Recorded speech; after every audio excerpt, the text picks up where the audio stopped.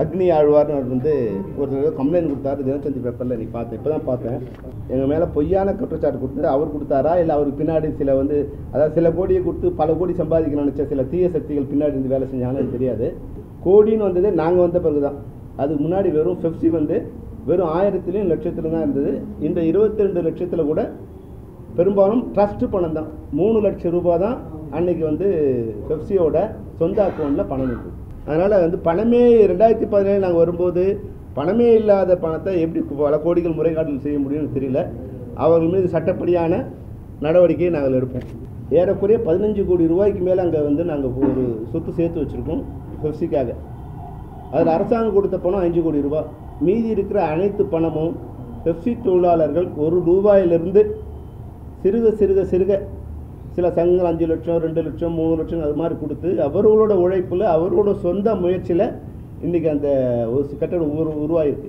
அதனால் இது வந்து இங்கே ஸ்டுடியோ கட்டக்கூடாது அது மாதிரி கவர்மெண்ட் ரூலில் இல்லைன்னு இன்னொரு தவறான தகவல் கொடுத்துருந்தார். நடப்பு தயாரிப்பாளர் சங்கம் கூட வந்து நீங்கள் அவங்க தலைமையில் இயங்குங்க, நாங்கள் உங்களுக்கு அவங்களோட சேர்ந்து பயணிக்கிறோம்னு சொல்லிட்டாங்க.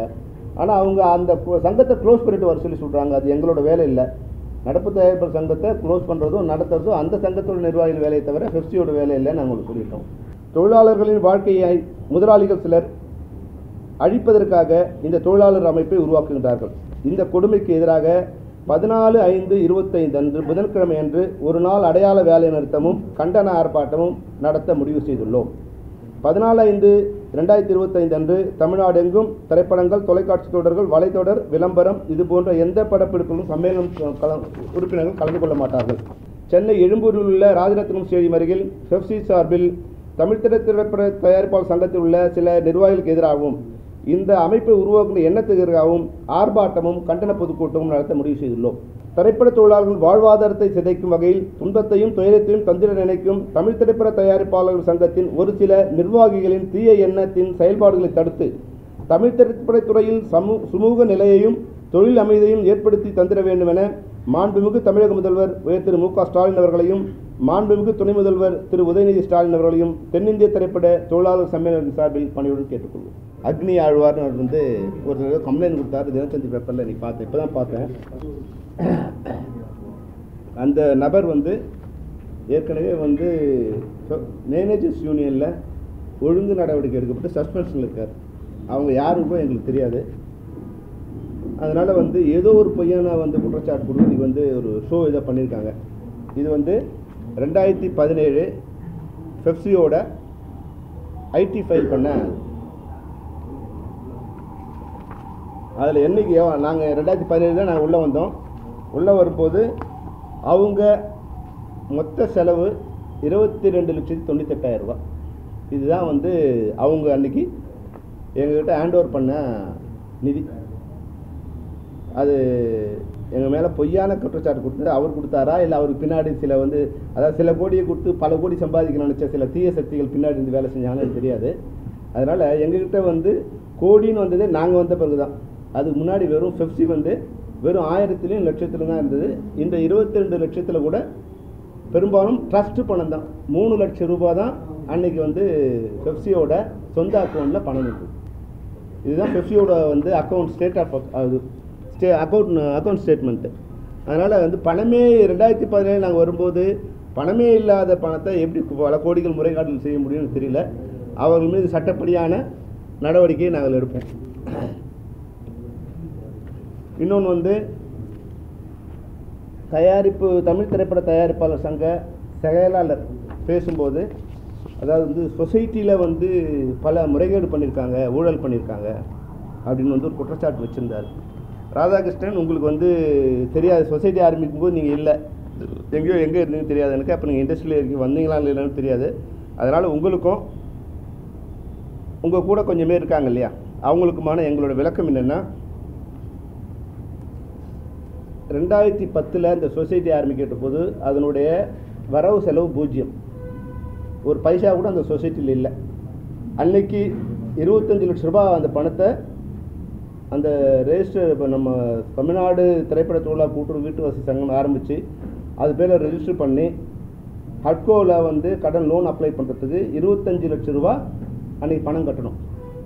அந்த பணம் கட்டுறதுக்கு சொசைட்டியில் பணம் இல்லை, சொசைட்டியில் வெறும் மெம்பர் 3000 கட்டி மொத்தமாக ஒரு 3 லட்ச ரூபா வச்சுருந்தாங்க. அந்த 3 லட்ச ரூபாயில் அவங்க 290 கட்டினாங்க. மீதி 22.5 லட்சத்தை பெப்சி ட்ரஸ்ட்லேருந்து தான் நாங்கள் பணம் கட்டணும். சொசைட்டிலேருந்து நாங்கள் வந்து பெப்சியோ இல்லை ட்ரஸ்ட்டோ அதில் பணம் எடுக்கலை, ட்ரஸ்ட்டில் இருந்து தான் பணம் வந்து நாங்கள் கட்டியிருக்கோம். இதில் கையெழுத்து போட்டு கொடுத்தோன்னா அப்போ வந்து சொசைட்டியில் யாரும் இல்லை. சொசைட்டி வந்து ஸ்பெஷல் ஆஃபீஸர் மூலம் நடந்தது.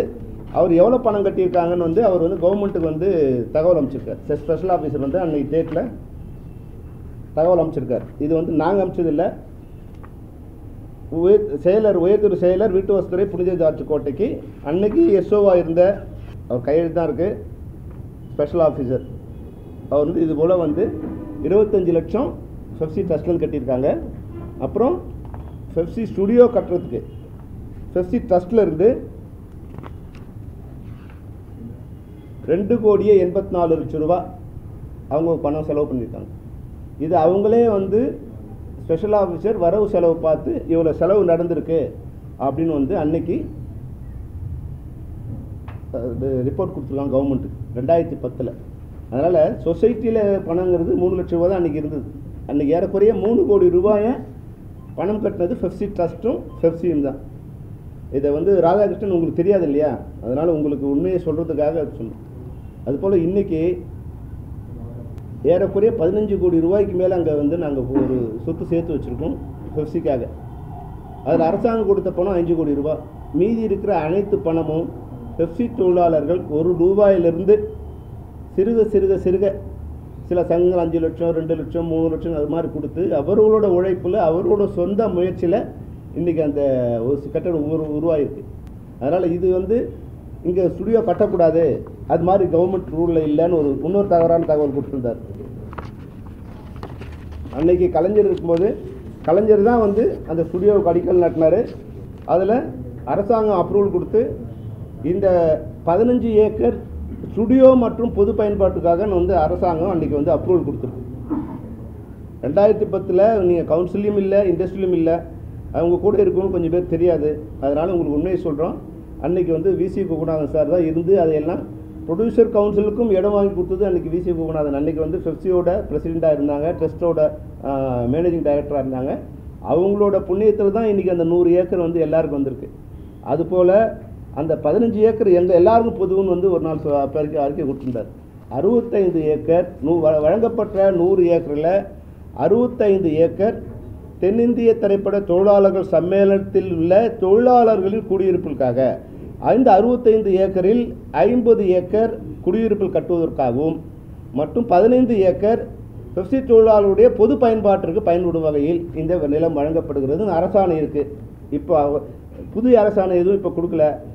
ஏற்கனவே 2010 கொடுத்த அரசாணை தான் தற்போது ரெனுவல் செய்யப்பட்டு சேம் ஜிஓ இப்போ ரெனுவல் பண்ணப்பட்டு கொடுத்துருக்காங்க 99 இயர்ஸ்க்கு சேம். அதனால் இது வந்து எல்லாருக்கும் பொது இல்லை, உங்களுக்கு சொந்தம் இல்லை, இது வந்து நீங்கள் ஆர்ஜியம் பண்ணிட்டீங்க, அது போன தவறான தகவல் இல்லை. ஏன்னா நீங்களாம் ஒரு இடத்துல இருக்கீங்க, தமிழ் ப்ரொடியூசர் கவுன்சிலில் செக்ரட்டரிங்கிற ஒரு மேன்மையான பொசிஷனில் இருக்கீங்க.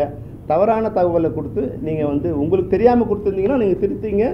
அந்த பணத்தை வந்து இன்றைக்கி இருக்கிற பணத்தை மொத்த பணத்தையும் செலவு பண்ணது வந்து 5 கோடி நீங்களாக 5 கோடி வந்து அரசாங்கம் வழங்கியது. அந்த 5 கோடி நீங்களாக செலவு செய்த அனைத்து பணமும் எங்களுடைய பெப்சி ட்ரஸ்ட்டில் இருந்தும் பெப்சி சம்மேளனத்திலிருந்தும் வழங்கப்பட்ட பணம். அதனால் அதிலிருந்து பணத்தை எடுக்க வேண்டிய அவசியம் எங்களுக்கு இல்லை. அது சொசைட்டியும் எங்களோடது தான். சொசைட்டியும் தென்னிந்திய திரைப்பட தொழிலாளர் சம்மேளனத்தில் உள்ள தொழிலாளர்களுக்காக அந்த குடியிருப்பு வழங்கப்படுகிறது. அதனால் நாங்கள் அது வேறு இது வேறு நினைக்கல. எதில் இருந்தாலும் அது இன்றைக்கி வந்து நாங்கள் 2023 எங்களோட பதவி காலம் முடிஞ்சது. அப்புறம் ஸ்பெஷல் ஆஃபீஸர் தான் அதில் ஒர்க் பண்ணிகிட்டு இருக்காங்க. ஆனால் இந்த 22 வருஷத்தில் நாங்கள் 100 தடவை வந்து செக்ரட்டரியேட்டுக்கும் கமிஷனர் கலெக்டர் ஆஃபீஸுக்கும் ஆர்ஐஓக்கும் டிஆர்ஓக்கும் ரெவென்யூ மினிஸ்டருக்கும் ஹவுசிங் மினிஸ்டருக்கும் 100 தடவை நடந்திருக்கோம். எந்த பொறுப்பில் இல்லைன்னா கூட அது எங்களோட சொசைட்டி எங்களோட உறுப்பினர்களோட வாழ்வாதாரத்துக்கான அவங்க குடியிருப்புக்கான கொடுக்கப்பட்ட இடம். அதில் வந்து நம்ம வந்து குடியிருப்பு கட்டணங்கள் ஒரே நோக்கத்தோட பதவி எங்களுக்கு முக்கியம் இல்லை. பதவியில் இல்லைன்னா ஆஃபீஸை பூட்டு போடுறது எங்கள் வழக்கம் இல்லை. பதவியில் இல்லைன்னா கூட எங்களுடைய தொழிலாளர்களுக்காக நாங்கள் வந்து வேலை செஞ்சுட்டே இருப்போம். அதை வந்து சம்மந்தப்பட்ட அனைவருக்கும் தெரிவித்துக் கொள்கிறோம். இதில் எங்கே இருக்கிற யாருக்கும் இங்கே வந்து உட்காந்து சம்பாதிக்க வேண்டிய அவசியத்தில் நாங்கள் யாரும் இல்லை. முதல்ல நீங்கள் அதை புரிஞ்சுக்கணும். அது ஒருவேளை வந்து ஏன்னா காமலக்கண்ணனுக்கு கண்டதெல்லாம் மஞ்சள்ங்கிற மாதிரி குற்ற உணர்ச்சி உள்ள ஒரு எல்லாருக்கும், இல்லை குற்ற உணர்ச்சி உள்ள ஒரு சிலருக்கு பார்த்ததெல்லாம் குற்றமாக தெரிகிற மாதிரி சிலருக்கு தெரியலாம். அதுபோல் இந்த இதில் இருக்கவங்க நாங்கள் மாதம் எங்களுடைய உறுப்பினர்களுக்கு வரவு செலவு நாங்கள் கொடுத்தாகணும். அனைத்து சங்கங்களும் ஒருத்தர் இல்லை, இது வந்து கணக்கை காமிச்சிட்டு போகிறது ஒருத்தர் இல்லை, 25,000 பேர் இருக்காங்க. 25,000 பேருக்கும் அந்தந்த சங்கங்கள் வந்து தங்களுடைய வரவு செலவு கொடுக்கணும். அதனால் எந்த சங்கத்துலேயும் வந்து அந்த முறைகேடு இந்த முறைகேடு எதுவும் பண்ண முடியாது. அது மாதிரி பண்ணாங்கன்னா இமீடியட்டாக வித்தின் இயர் வந்து லாக் ஆகிடுவாங்க. அதுபோல் இருக்கிறவங்க இங்கே யாரும் நிர்வாகிகள் இல்லை. அதை வந்து சம்மந்தப்பட்ட அனைவருக்கும் சொல்கிற விருப்பப்படுறேன்.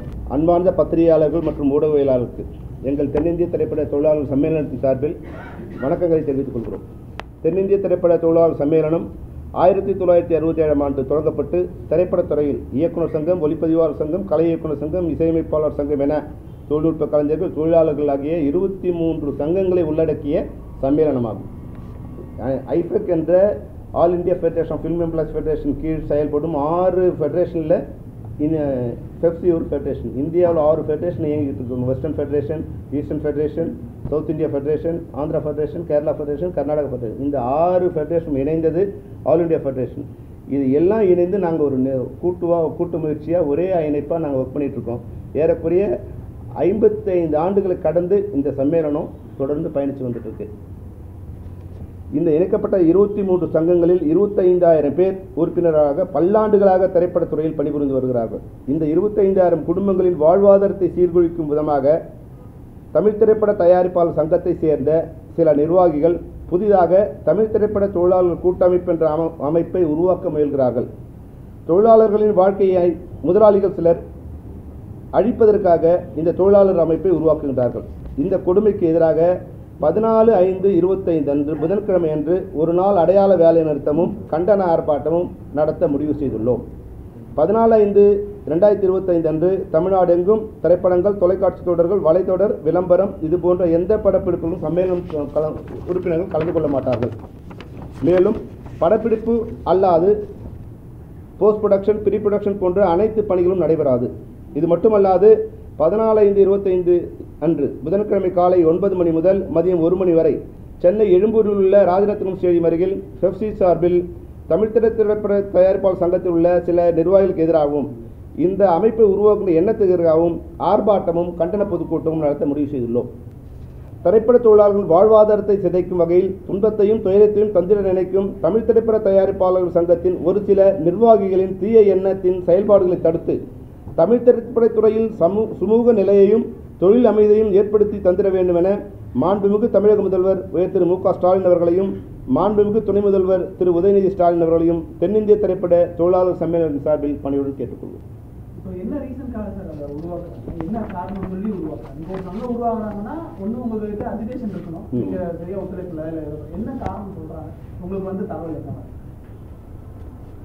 அவங்க வந்து இப்போ 2 காரணம் இருக்குன்னு நான் சொல்லியிருக்கேன். நடப்பு தயாரிப்பாளர்களோட ஒர்க் பண்ணக்கூடாது.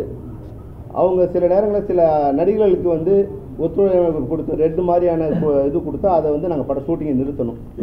இது 2 நாங்கள் செயல்படுத்த முடியாதுன்னு சொல்லிட்டோம்.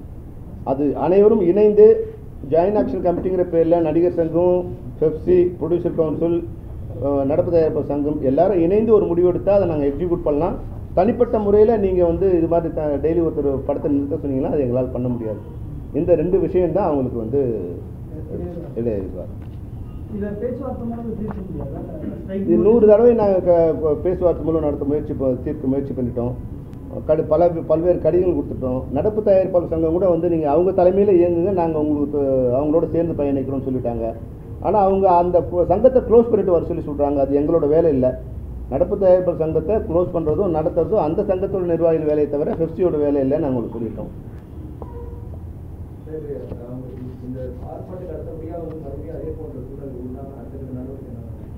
அது நிச்சயமாக இப்போ அரசாங்கத்தை கேட்டிருக்கோம் சார். அரசாங்கம் இல்லை தலையிட்டு ஏற்கனவே இது வந்து ஒரு 1000 பேர் உள்ள இண்டஸ்ட்ரி மூணுனாவே வந்து அரசாங்கம் உடனே தலையிட்டு என்ன பிரச்சனை கேட்குறாங்க. இது 25,000 தொழிலாளர்கள் வந்து நாங்கள் ஏறக்குறைய 50 வருடங்களாக இந்த திரைப்படத்துறையில் பணிபுரிந்து வராங்க. இவங்களுக்கு வாழ்வாதாரம் பாதிக்கப்படுது. அரசாங்கம் நிச்சயமாக தலையிட்டு இதுக்கான முடிவை வந்து தீர்த்து கொடுக்கணும்னு நான் கேட்குறேன்.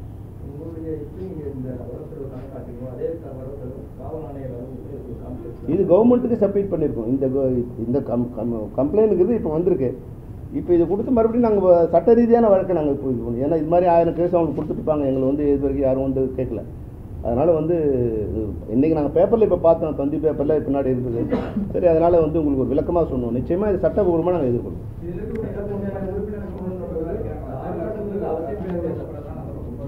இதுலேருந்து ஒரு உறுப்பினர் போக மாட்டாங்க சார். 25,000 தொழிலாளர் ஒரே ஒரு, அதாவது இது மாதிரி யாராவது வந்து நடவடிக்கை எடுக்கப்பட்டவங்க, சஸ்பெண்ட் பண்ணவங்க, ரிட்டையர் ஆனவங்க, இது மாதிரி யாராவது போகலாம். இப்போ வந்து ப்ரொடியூசர்ஸ் வந்து இப்போ வந்து எல்லாரும் ஃபோன் பண்ணி எங்கே வாங்க வாங்கன்னு கூப்பிட்டுருக்காங்க. இது மாதிரி இருக்கும் யாராவது போகலாம் தவிர ஒரே ஒரு உறுப்பினர் கூட இங்கே தான் போகலாம். ஆமாம், அன்றைக்கி அடையாள வேலை நிறுத்தம் இருக்குது அன்றைக்கி. ஏன்னா எல்லாம் அந்த ஆர்ப்பாட்டத்தில் கலந்துக்கிறதுக்காக அன்றைக்கி வேலை நிறுத்தம். தமிழ்நாடு முழுக்க, சென்னை மட்டும் உள்படப்பிடிப்பு மட்டும் இல்லாமல் தமிழ்நாட்டில் உள்ள அனைத்து படப்பிடிப்புகளும் அன்றைக்கி ஒரு நாள் வேலை செய்ய மாட்டாங்க.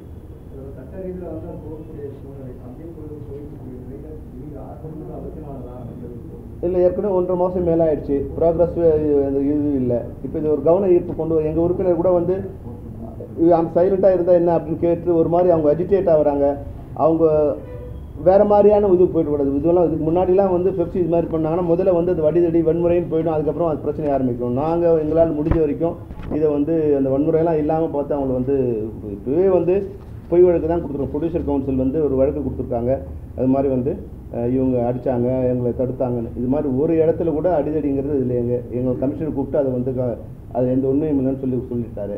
ஆனாலும் வந்து கமிஷனும் வந்து காவல்துறை கொடுத்தோம், எந்த பயனும் இல்லைன்னு கோர்ட்டுக்கு போயிருக்காங்க. கோர்ட்டில் நிச்சயமாக அதுக்கு உண்டான இது வந்து ஆதாரத்தை நாங்கள் இது பண்ணுவோம். அது வந்து எல்லாமே பொய்யின் அடிப்படையில் வந்து இது உண்மையை அவங்க சொல்லணும். இப்போ வந்து அவங்க போய் கோர்ட்டில் என்ன கேஸ் பண்ணோம்னா, நடப்பு ஏற்பாடு சங்கத்தை ஒர்க் பண்ணுறாங்க, இவங்க ஒர்க் பண்ணக்கூடாதுன்னு கேஸ் போட்டாங்கன்னா அதில் ஒரு நியாயம் இருக்குது. அதுதான் அவங்களோட உண்மையான எண்ணம். அதை விட்டுட்டு வந்து பொய்யான கேஸு, பொய்யான தகவல் கொடுத்து பொய்யின் அடிப்படையிலே வந்து நடத்துறது சங்கத்துக்கு நல்லதில்லை. அவ்வளோ.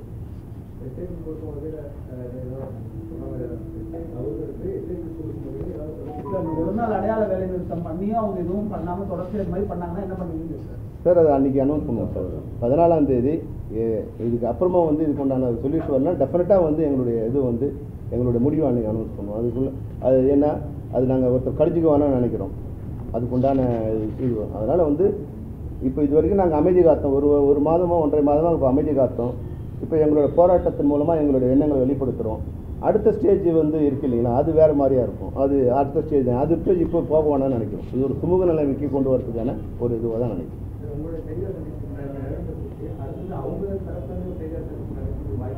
நிச்சயமாக நடத்தும். அவங்க ஒன்று நான் பொய்ய சொன்னால் தான் பயப்படணும். இப்போ நான் பல முறை சொல்லியிருக்கேன், நீங்கள் நேரடியாக பேச்சுவார்த்தை வாங்க, யார் மேலே தவறு இருக்கலான்னு 100 தடவை சொல்லியிருக்கேன். அவங்க அதுக்கு ஏன்னா அவங்ககிட்ட உண்மை இருந்தால் அது எங்ககிட்ட உண்மையும் உறுதியும் இருக்கிறதால தான் நாங்கள் பேச்சுவார்த்தைக்கோ எங்கள் சைடில் ஏதாவது மிஸ்டேக் இருந்தால் நாங்கள் கரெக்ட் பண்ணிக்கிறோம்னு சொல்கிறதுக்கு எந்த தைரியம் இருக்குன்னா, நாங்கள் வந்து எந்த குற்றமும் இல்லாமல் இருக்கோம் அப்படிங்கிற ஒரு தைரியத்தில் தான் நாங்கள் சொல்கிறோம். அந்த தைரியம் அவங்களுக்கு இருந்தால் உட்காந்து பேசலாம். நாங்கள் புதுசாக ஒரு அமைப்பை உருவாக்கணும்னு சொன்னது யார்? உங்கள் பத்திரிகையாளர் நான் உங்களுக்கு கேட்குறேன், அமைப்பை உருவாக்குறதா அனௌன்ஸ் பண்ணது யாருங்க? யார் சொல்லுங்கள், நீங்கள் தான் சொல்லணும். யார்? நீங்கள் பத்திரிகையாளர் சந்திப்பு போனீங்க இல்லையா, யார் அனௌன்ஸ் பண்ணது? நீங்கள் சொல்லுங்கள். எங்களை மட்டும் கேள்வி கேட்குறீங்க இல்லையா? இப்போ நீங்கள் சொல்லுங்க, இப்போ யார் அனௌன்ஸ் பண்ணது? சார், ப்ரொடியூசர்ஸ் உருவாக்கக்கூடாது. அவங்க தொழிலாளர்கள் எத்தனை இது மாதிரி 10-15 சங்கம் இருக்குது, அவங்க எங்கேயும் பண்ணிப்பாங்க. ப்ரொடியூசர் முதலாளியை வந்து தொழிற்சங்கத்தை உருவாக்கக்கூடாது. அவங்களுக்கு அடிமையாக இருக்க மாதிரி ஒரு தொழிற்சங்கத்தை உருவாக்கக்கூடாது. தொழிலாளர் உருவாக்கி போகிறதுக்கு அவங்களுக்கு நிறைய எல்லாருக்கும் ரைட்ஸ் இருக்குது. அவங்களுக்கு அது இது மாதிரி இப்போ 10-15 சங்கம் அங்கங்கே இருக்குது. அதெல்லாம் நாங்கள் போய் தடுத்துட்டா இருக்கோம். அது அவங்க யார் கொண்டாலும் வந்து இருக்கலாம். ஆனால் 50 வருஷமாக இப்போ வந்து ஒரு கம்பெனியில் ஒர்க் பண்ணுறீங்க, அவங்க உடனே எல்லாரும் இல்லை இது லாக் அவுட் பண்ணிட்டு ஒருத்தர் வச்சுக்கலாமா? ஆனால் இதே வெப்சியில் இருக்கிற உறுப்பினர்களும் தயாரிப்பாளர் சங்கத்தில் உறுப்பினராக இருக்காங்க. அது எப்படி உறுப்பினர்கள் அங்கே இருக்கிறவங்க அதே ஒரு தொழிலாளி மனப்பான்மையை பார்க்க மாட்டாங்க, ஒரு ஓனர்ஷிப் மனப்பான்மை இருக்க மாட்டாங்க. அவங்களுடைய எண்ணிக்கை சிலர் தான் இருக்காங்க. இப்போ வந்து ஒரு 50 பேர் இருப்பாங்க, அவங்க குரல் எடுப்படாது. அவங்க சில பேர் தான் இந்த மாதிரி. இப்போ மொத்த நிர்வாகிகள் இப்போ எல்லாருமே கிடையாது. இப்போ ஷூட்டிங் நடக்குது, அங்கே இருக்கிற 15 பேர் இது மாதிரி எங்களுக்கு பெப்சி வேணான்னு நிர்வாகி சொல்லியிருக்காங்க. குற்றச்சாட்டு ஒரு தொழிலாளி மனப்பான்மை முதலாளி மனப்பான்மை வந்துடும், அவங்க வந்து ஒரு பிரச்சனை வந்துருக்கீங்க. அவங்க எப்படி வந்து ஒரு முதலாளி தொழிலாளி சங்கத்தை ஆரம்பிக்கலாம் அப்படிங்கிறீங்க. இங்கே இருக்கிற சிலரும் வந்து உறுப்பினராக இருக்காங்கல்ல, அது அவங்கள இப்போ ஒரு சில இங்கே உறுப்பினர் இருக்காங்க. நான் வேணான்னு சொல்லியே. இப்போ சில ப்ரொடியூசர்ஸ் இங்கே மேனேஜர்ஸாக இருக்காங்க, அவங்க இருக்கக்கூடாது, நீங்கள் அங்கேயே இருக்குன்னு நாங்கள் சொல்லலை. இந்த மேனேஜராக ஒர்க் பண்ணலாம், மேனேஜராக ஒர்க் பண்ணும், அடுத்து முதலாளியாக மாறலாம், மாறக்கூடாது சொல்ல முடியாது இல்லையா? தயாரிப்பாளர் அவங்க இங்கே தயாரிப்பாளராக போகும்போது தயாரிப்பாளருக்கு உண்டான இப்போது தயாரிப்பாளர் சங்கம் பெப்சி வேணும்னு சொல்கிறீங்க, ஆனால் தயாரிப்பாளர் அனைவரும் பெப்சி வேணும்னு ஒர்க் பண்ணிட்டு இருக்காங்க. இன்னைக்கு வேணும்னா வேணும்னு சொல்ல வேண்டியது அதே சங்கத்தில் இருக்கிறவங்க அன்னைக்கு கையெழுத்து போட்டு கொடுக்குறாங்க. எங்களுக்கு அப்போ அது முரண்பாடு தானே. வேணும்னா உங்கள் உறுப்பினர் வேணும்னு சொல்ல முடியலையே, ஒரு உறுப்பினரோட வேணும்னு சொல்லலையே.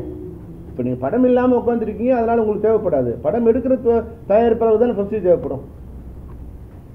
ஒரு சிலரோட தனிப்பட்ட கால்குலேஷனால தான் நடக்குது அப்படின்னு சொல்றீங்க. அப்படி இருக்கும்போது நீங்க எல்லாரும் ஆமோதிச்ச மட்டும் தான் அந்த ஒரு சங்கம் வந்து உருப்பிடும், அந்த சங்கம் வலிமை பெறும். பட் நீங்க சொல்றீங்க மேக்ஸிமம் வந்து ஆதரவு உங்களுக்கு தான் இருக்கு அப்படின்னா, அப்படிங்கும்போது அந்த சங்கத்தோட உருவாக்கத்தை தடுக்கிறதுக்கான காரணம் அதுதான். இப்போ இது மாதிரி ஒரு இப்போ நாங்கள் வந்து இதை ரெடி பண்ணுறதுக்கு நேற்று 23 சங்கத்தையும் சேர்ந்து அனைத்து நிர்வாகிகளையும் வர வச்சு ஒரு முடிவு எடுத்து இன்றைக்கி இதை அனௌன்ஸ் பண்ணுறோம்.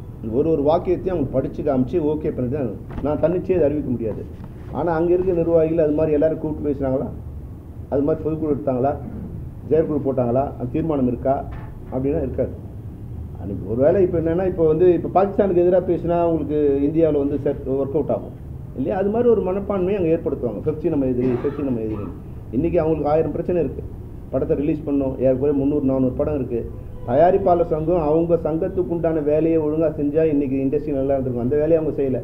இப்போ எங்கள் சொசைட்டி வந்து 3 மாதம் ஆயிடுச்சு. இன்றைக்கி கவர்மெண்ட் எங்களுக்கு இடம் கொடுத்து 3 மாதம் ஆயிடுச்சு. இந்த 3 மாதத்தில் ஒரு செங்கலை கூட எடுத்து அவங்களுக்கு வைக்கல, ஒரு பிடி மண்ணை கூட அவங்க எடுத்து அசைக்கலை. இந்த 3 வருஷத்தில் 3 மாதம் போயிடுச்சா? இப்போ நாங்கள் ஒரு மாதம் அதுக்குண்டான வேலை 20 மீட்டிங் நடத்திருக்கோம். ரெஜிஸ்ட்ரார் பார்த்துருக்கோம், டெப்டி ரெஜிஸ்ட்ரார் பார்த்துருக்கோம், ஹவுசிங் மினிஸ்டர் பார்த்துருக்கோம், டெப்டி சிஎம் பார்த்துருக்கோம். எங்களுக்கு இதெல்லாம் வேணும்னு கேட்டிருக்கோம். இப்போ எங்களோட வேகத்தை தடை போடுறதுக்கு, எங்களோட முயற்சி தடை போடுறதுக்கு ஏதோ ஒன்று அதில் ஒரு செங்கல் வச்சு அதை மூவ் பண்ணாமல் நிறுத்திருக்காங்க. இதில் இந்த டைம் வேஸ்ட்டாக போயிட்டுருக்கோம். அவங்க அதுக்கான முயற்சி ஏதாவது எடுத்தாங்களோ, அந்த இடம் எங்கே இருக்குது, அந்த பேப்பர் அவங்ககிட்ட இருக்கா, ஏதோ ஒரு பேப்பர் அவங்ககிட்ட இருக்கா, அதில் யார் யார் மெம்பருங்கிறதே அந்த சங்கத்துக்கு தெரியாது. அதுதான் அந்த சங்கத்தோட நிலைமை. அடுத்தவனும் நானும் வேலை செய்ய மாட்டேன், அடுத்தவனும் வேலை செய்யக்கூடாது. இது மாதிரி தானும் படுக்க மாட்டேன், தள்ளியும் படுக்க மாட்டேங்கிற மாதிரியான பழமொழிக்கேற்ற நிர்வாகிகள் சிலது பண்ணுறதால அவங்க சங்கத்தை அவங்க காப்பாற்றிட்டாங்கன்னா பரவாயில்ல. அவங்க இப்போ இதுக்குண்டான வேலையை அவங்க பண்ணியிருக்கணும் இல்லையா?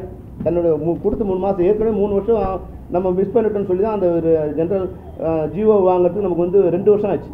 கவர்மெண்ட்டுக்கிட்ட நம்ம 2 வருஷம் வந்து பெரும் முயற்சிக்கு அப்புறம் தான் அந்த ஜிஓ ரெனியூவல் ஆச்சு. இப்போ 3 வருஷத்தில் மறுபடியும் முடிய போகுது. அது எந்த விதமான முயற்சியும் இல்லாமல் அது போயினே இருக்கும். அது முயற்சி பண்ணுறவங்களும் தடுக்கிற நோக்கத்தோடு இது மாதிரி வந்து அவதூறுகள் இது மாதிரி வந்து இது பண்ணும்போது நிச்சயமாக அது வந்து தொழிலாளர்கள் அவங்க அமைப்பையும் சேர்ந்து பாதிக்கும். இன்றைக்கி அவங்க 1000 மெம்பருக்கு வீடு கட்டி தரலாம், அந்த எண்ணம் அவங்களுக்கு இருந்தால் அதுக்குண்டான வேலையை பண்ணலாம். அந்த வேலையை பண்ணாமல் அடுத்தவங்களுக்கு தடுக்கிற வேலையை பண்ணும்போது தான் இது மாதிரியான பிரச்சனை ஏற்படும்.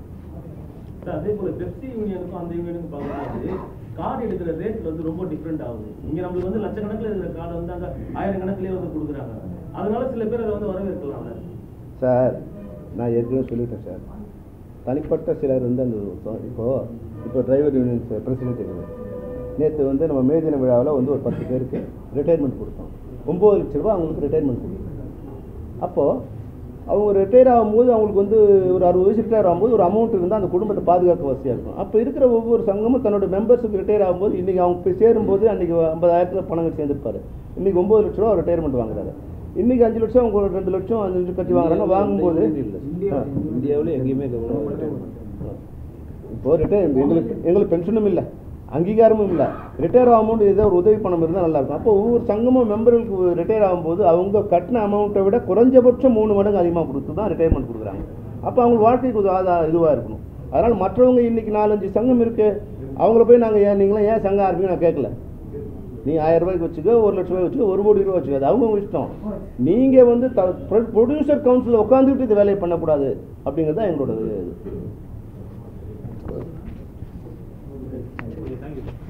அப்புறம் சில என்னென்னா இப்போது வெங்கட் வரும்போது கேட்டார், சார் இது வந்து எதுவும் நாளை மறுநாள் வந்து மீட்டிங் நடக்குது, அதில் எதுவும் மினிஸ்டர்லாம் கலந்துக்கிறான்னு வந்து சோஷியல் மீடியாவில் வந்து வருது அப்படின்னு. அது ஏற்கனவே நாங்கள் இப்போ சிஎம்க்கு வந்து கடிதம் கொடுத்துருக்கோம். இது போல் வந்து எங்களுக்கு எதிராக ஆரம்பிக்கப்பட்ட சங்கத்தில் வந்து சில அமைச்சர்கள் முன்னே அடையாள அட்டை கொடுக்க போகிறாங்க, நீங்களாம் வாங்க அப்படின்னு வந்து சோஷியல் மீடியா வந்திருக்கு. அது உண்மையாக போய் எனக்கு தெரியாது. அது மாதிரி இருந்தால் நீங்கள் சம்மந்தப்பட்ட இதுகளுக்கு வந்து அறிவுறுத்தல் ஒன்று வந்து நேற்று சிஎம்முக்கும் வந்து நாங்கள் டெப்டி சிஎம்முக்கும் கடிதம் கொடுத்துருக்கோம். அதனால் வந்து தொழிலாளர் வாழ்க்கையை அழிக்கிற நினைக்க எந்த முயற்சியும் அது தமிழக அரசு வந்து அதை சப்போர்ட் பண்ணாதுன்னு எங்களுக்கு தெரியும். இருந்தாலும் ஒரு முன்னெச்சரிக்கையாக சோஷியல் மீடியாவில் வந்ததால் முன்னெச்சரிக்கையாக அவங்களுக்கு வந்து ஒரு கடிதம் கொடுத்துருக்கோம். வெங்கட் அந்த கேள்வியை வந்து ஒன்று கேட்டிருந்தார். அதனால் அது கடிதமாகவும் நேற்று சிஎம்முக்கும் டெப்டி சிஎம்முக்கும் மினிஸ்டர்ஸும் கொடுத்துருக்கோம்.